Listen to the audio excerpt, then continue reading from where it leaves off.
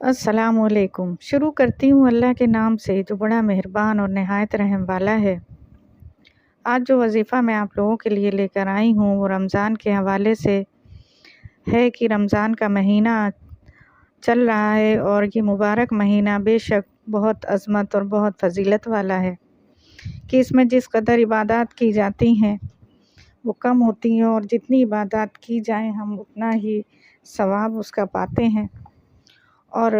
जैसा कि आप जानते हैं कि आज 8वां रोज़ा है रमज़ान का और इसके हवाले से मैं आपको बताऊंगी कि 8वें रोज़े को सूरह फ़तह एक बार अगर आप पढ़ लेते हैं तो ये बहुत अफ़ज़ल है और इसको पढ़ने का बहुत बड़ा सवाब है।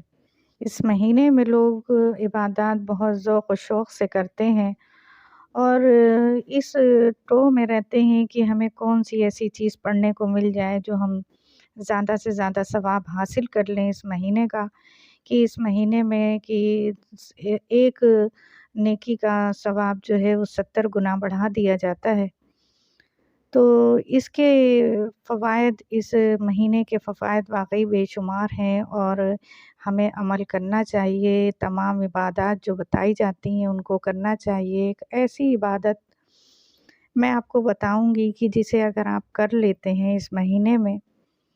तो इसका सवाब बहुत ज़्यादा होगा और आपकी एक ऐसी आदत पड़ जाएगी कि आप जो है अपनी तमाम कोताहियों को पुर कर सकते हैं। और आज मैं आपको एक ऐसी इबादत के बारे में बताऊंगी कि लोग बहुत परेशान होते हैं कि उनकी नमाज़ें क़ज़ा हो गई हैं, वो अपनी नमाज़ों को किस तरह पूरा कर सकें। तो ये एक बहुत अच्छा मौका होता है कि आप रमज़ान में बड़े शौक़ से इबादत कर रहे होते हैं और आप ये चाहते हैं कि हमारी छूटी हुई नमाज़ें, जो हमारी नमाज़ें क़ज़ा हो गई उनको हम किस तरह पूरा कर लें। तो इसका एक आसान हल मैं आपको बताती हूँ कि आप आज से ही ये अमल शुरू कर दें कि आप जो भी नमाज़ पढ़ें उसके आखिर में आप जो नमाज़ पढ़ रहे हैं, जैसे आपने फ़जर की नमाज़ पढ़ी तो फ़जर की नमाज़ पढ़ने के बाद आप आखिर में 2 फ़र्ज़ क़ज़ा फ़जर ये कहें और ये कहें कि जो भी मेरी क़ज़ाए उम्र में जो सबसे पहले की क़ज़ा है, नियत करती हूँ मैं जो क़ज़ाए उम्र में सबसे पहले की क़ज़ा है। तो इस तरह आप नियत करें और उसके फ़र्ज़ पढ़ लें। फिर आप ज़ोहर की नमाज़ पढ़ें, उसके आखिर में नमाज़ जब पढ़ चुके हैं 4 फ़र्ज़ पढ़ लें ज़ोहर के। इसी तरह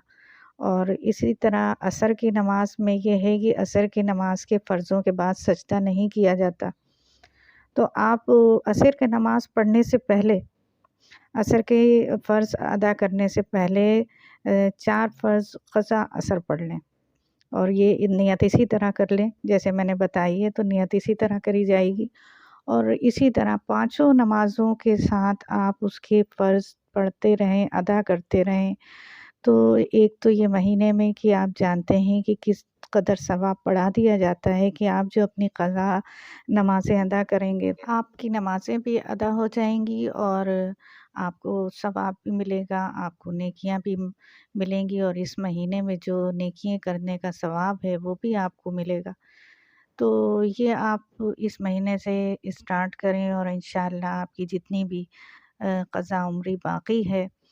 कि जो भी नमाज़ें बाक़ी हैं उसका एक हिसाब आप लगाएं बैठ कर कि कितने साल की नमाज़ें हैं या कितने महीनों की नमाज़ें हैं जो क़ज़ा हो गई और उनको आप इस तरह कंप्लीट कर सकते हैं। नमाज़ तो एक ऐसी इबादत है कि जिसकी माफ़ी नहीं है। अगर ये क़ज़ा हो जाती है